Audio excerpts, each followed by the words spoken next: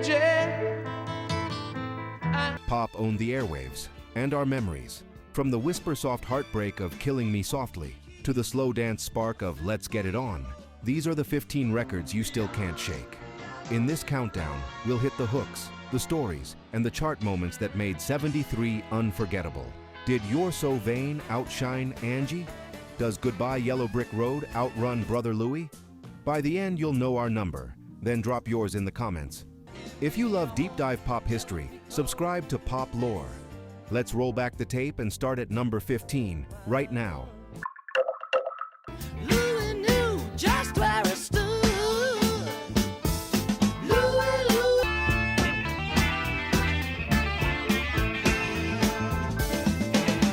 The year is 1973, and American pop radio does something brave. It puts a song about an interracial relationship at number 1. Brother Louie isn't just catchy, it's thorny, built on a tough guitar riff, stabbing strings, and a chorus you can't shake. Stories took a UK tune originally written by Errol Brown and Tony Wilson of Hot Chocolate and turned it into a US chart topper.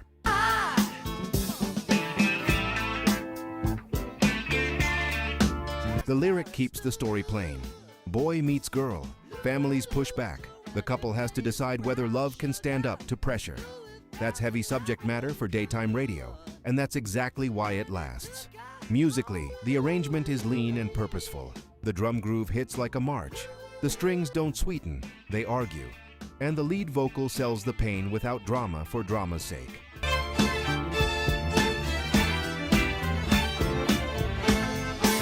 In less than 4 minutes, the record says more about early 70s culture than many think pieces. Why it mattered. Pop music proved it could take on social friction and still rule the charts. Why we remember it. The hook sings itself, and the message still feels current. Which version hits you harder? The US hit by Stories or Hot Chocolate's original? And do you think this song would still cause debate if it came out today? Dawn Feet. Hey, Pop Lore family. Did you know only 1% of viewers are subscribed? If you love deep dives into pop legends, forgotten gems, and the stories behind the songs that shaped generations, hit that subscribe button right now. And don't forget to turn on LL notifications so you'll be the first to know when we premiere our next video. It's free, it helps Pop Lore grow, and it makes sure you never miss a single countdown or music story. Let's build this community together.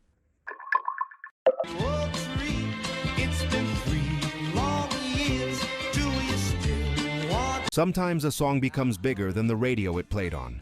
This one starts as a simple story song. A man coming home after time away, often understood as a former prisoner, asks his love for a sign that he's welcome back. If she forgives him, tie a yellow ribbon around the old oak tree. The bus pulls in, and there aren't just ribbons. There are 100 yellow ribbons. It's relief, forgiveness, community.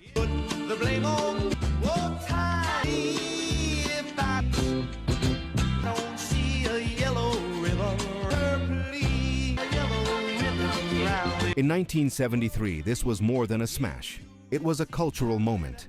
The melody is bright, the tempo brisk, and Tony Orlando's vocal is pure host energy. Warm, inviting, easy to sing with. But the reason it sticks is deeper.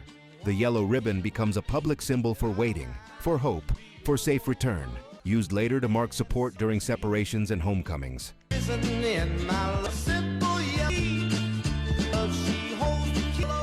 The chorus is engineered for communal singing. You can hear entire family gatherings joining in. Why it mattered? It gave pop a ritual, an image everyone understood. Why we remember it? Once you hear that chorus, it's in your head for a week. Did your family ever use the yellow ribbon idea for someone away, from school, service, or travel? What's your memory attached to this song? This boy's too young to be singing. On the surface, it's a gorgeous pop ballad. Underneath, it's a decision to walk away from glitter and go back to something real.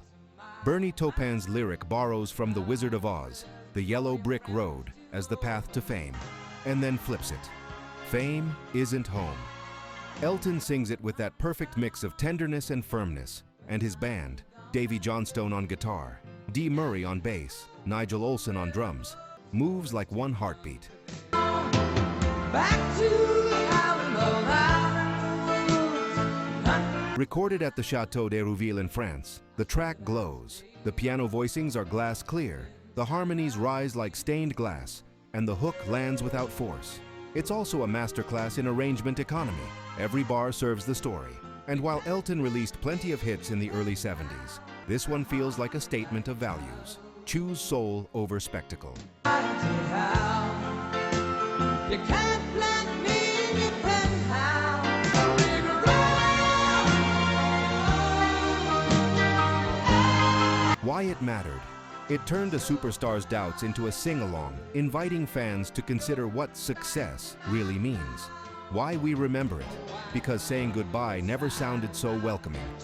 If you had to choose one Elton John single from this era for the time capsule, this or Benny and the Jets, which goes in and why? She could spit in the eyes of fools as they ask her to. Is there life on Mars? A piano slide, a drum pickup, and then a universe opens. Bowie sings like a camera swooping over a city of billboards, sailors, films, the girl with the mousy hair. It's surreal, but it's not random. He's asking whether the fantasy we're sold is any better than the reality we're living. Rick Wakeman's piano playing sparkles. Mick Ronson's string arrangement lifts the chorus into pure cinema. Look at the long bell beating up the wrong guy. The beauty of Life on Mars is the way it mixes compassion with critique. It's not laughing at the girl watching the same old movie. It's standing next to her, asking if there isn't something more. Bowie was a pop star who made art and an artist who made pop. This is where those two sides fuse. Released as a single in 1973 from Hunky Dory, it gave mainstream listeners orchestral glam built on hard emotional questions.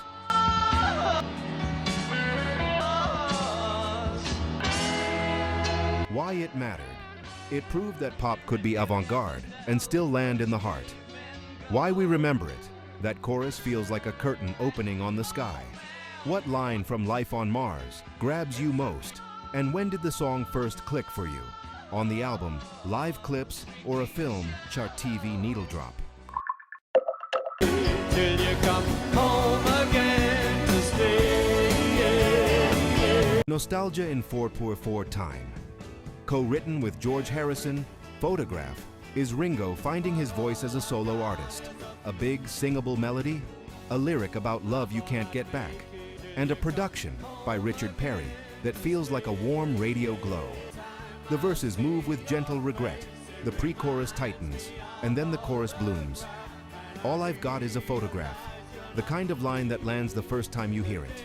I can't get used to living here while my heart.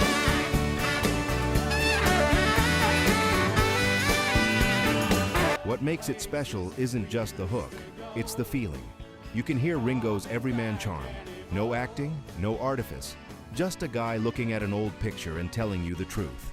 It shot to the top of the US chart in late 1973 and became his signature song for a reason. It's universal without being vague. And in the larger 1973 story, it stands shoulder to shoulder with the solo hits by the other ex-Beatles, proving there wasn't just one path out of the biggest band in the world.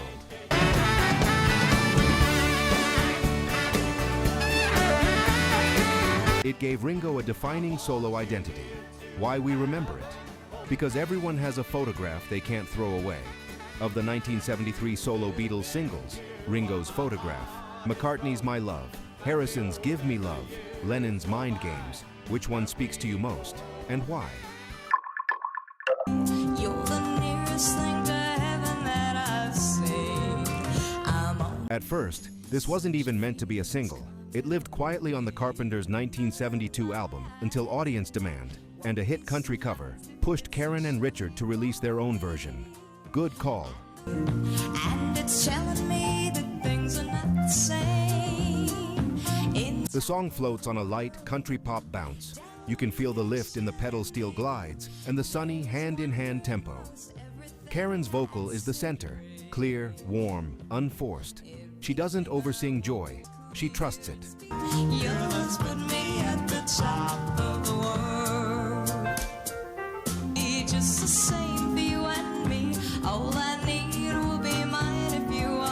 That's why the chorus lands so easily. It sounds like someone catching a perfect breeze and letting it carry them. In a year when pop could be heavy, this record reminded everyone that simple happiness can still hit number one.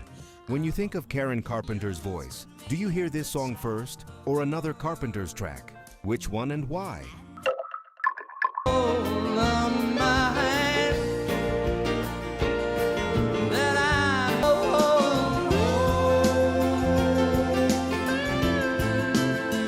A prayer set to slide guitar. Harrison keeps everything spare. Acoustic strum, gentle piano, a slide line that feels like a ribbon of light. The lyric is direct. Help me cope with this heavy load. No preaching, just a hand outstretched.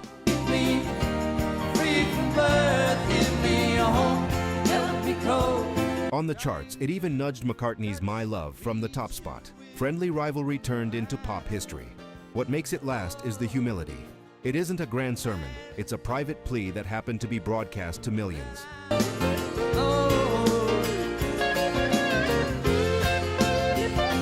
You hear calm inside the chaos, and in 1973 that felt necessary. It still does.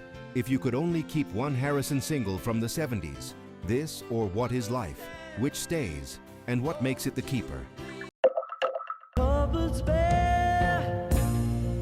I'll still find something there. Silk on the surface, steel underneath. My Love is lush, string sigh. The rhythm section moves like a slow tide, but the soul of it is that famous guitar solo.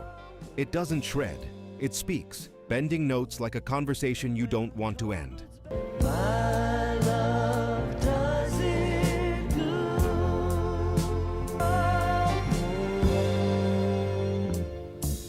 My love. McCartney's melody is pure mid-tempo romance, and his vocal sits right in the pocket, tender without getting syrupy.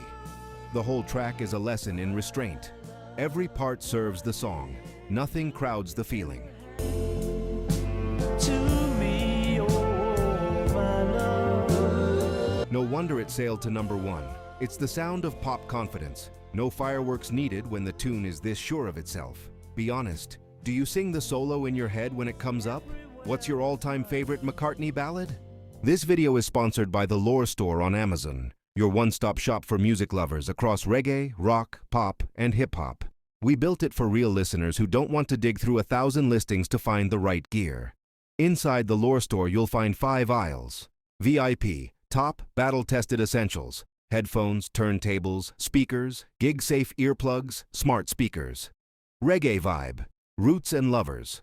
Rock made easy, automatic decks, warm bookshelf speakers, vinyl care. Rock lore, classic rock must-haves, open back cans, simple amps, living room concert vibes. Pop lore, feel-good everyday setups, clean, clear speakers, easy streaming, nostalgia-friendly picks. Hip-hop must-haves, punchy bass without the muddle, closed-back headphones and living room systems that handle low-end, plus a rotating crate of old album vinyl if you're rebuilding a 60s-90s collection. Every product page tells you who it's for, 3 pros, 1 con, and why we picked it. So you can choose with confidence. Flying soon? Check. VIP for noise canceling that tames plane roar. Mostly listening at home? Try open-back headphones that let live albums breathe. Want instant gratification vinyl? Our fully automatic turntable is 1 button from silence to music, and the record cleaning kit knocks down crackle so the bass tightens up. Headed to shows? Grab high-fidelity earplugs. Hands-free at home? Our smart speaker picks let you say, play 70s reggae or classic pop, and you're there. Deal alert. If you use the link in the description, you'll land on our curated picks with current best available Amazon pricing and active discounts where applicable.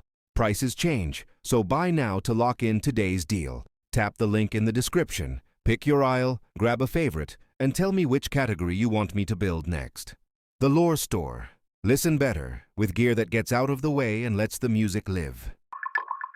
I feel like this is the beginning. Yeah. A door opens on 2 guest voices, then Stevie steps in and the room floods with light. Everything about this record smiles. The easy Fender Rhodes feel, the gentle horns, the soft conga pulse. And if I thought our love was ending, to know that I was lonely. The melody turns like a carousel, familiar after one spin, and Stevie phrases with that mix of joy and finesse that defined his early 70s run. It's simple on purpose. The craft hides in the details, the way the chords lift into the chorus, the little rhythmic nudges that keep it dancing without ever breaking a sweat.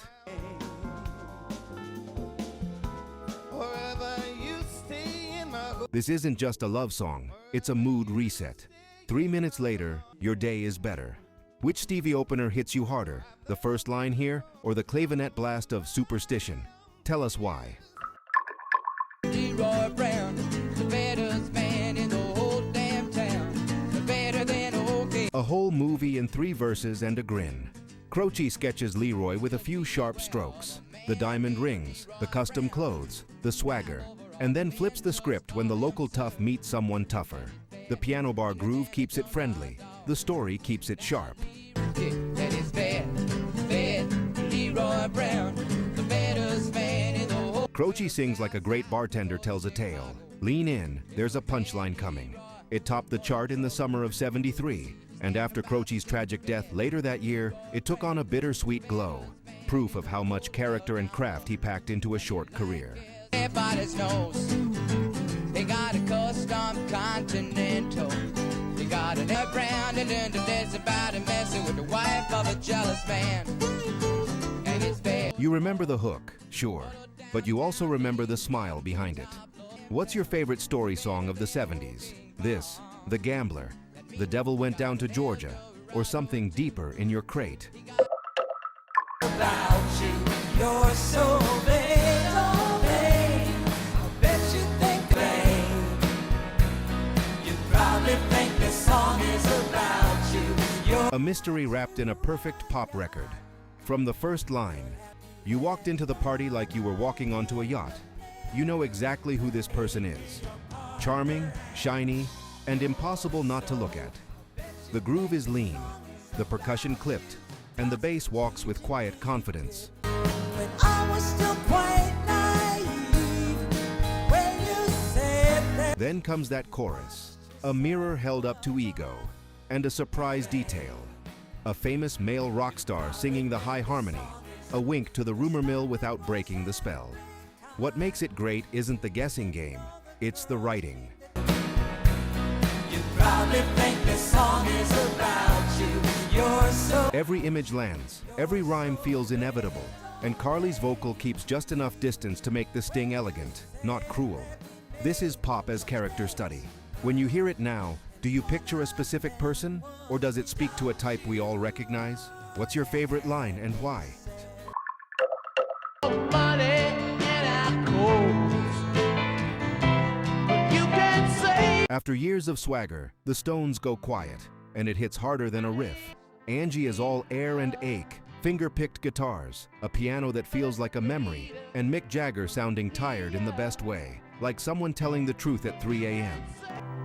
With no loving in our soul and no much time we said goodbye. The lyric is simple. Love is ending, but the love was real. No villains, no fist shaking, just sorrow and grace. The band resists their usual muscle. The space between notes becomes the hook. In a catalog built on heat, this one wins with cool. If you built a Stones slow set, does Angie beat Wild Horses? Or do you save both for different moods? Tell us how you use them.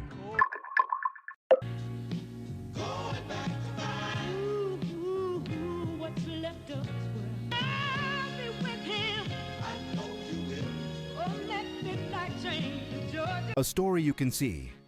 A dream fades in LA, and the answer isn't bitterness, it's going home. Gladys sings with warmth and steel, never rushing the tale, while the Pips turn the background into a Greek chorus. Comments, echoes, little bursts of harmony that move the scene along.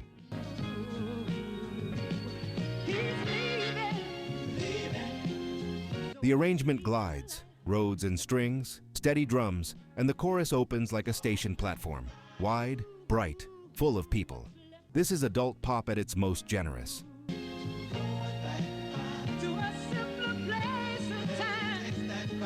T doesn't punish ambition. It honors the courage it takes to change your mind.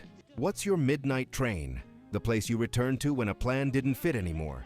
And which background vocal moment from the Pips makes you smile every time?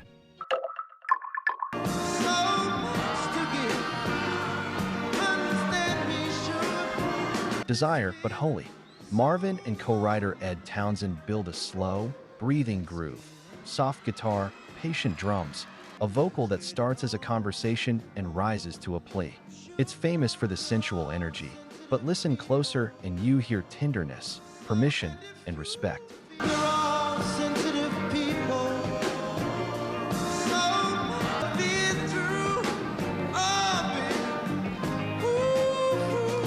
Marvin finds a language where body and spirit don't fight each other. They dance. The track never hurries because it doesn't need to. Confidence is the rhythm.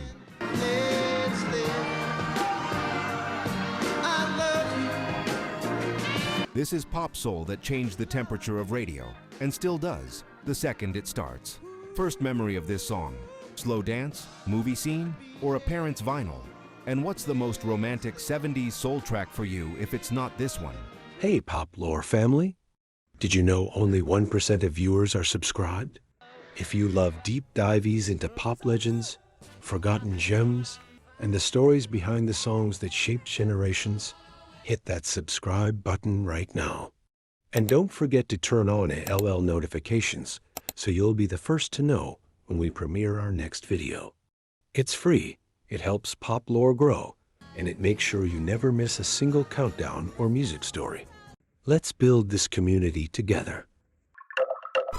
See him, to listen for a while. A quiet earthquake. Flack sings like she's letting you in on something private. A piano heartbeat, a brush of strings, and a voice that never pushes yet fills the room. The lyric is about being seen, so fully that it scares you. And Roberta delivers it with perfect control, shaping each phrase so the emotion blooms on its own.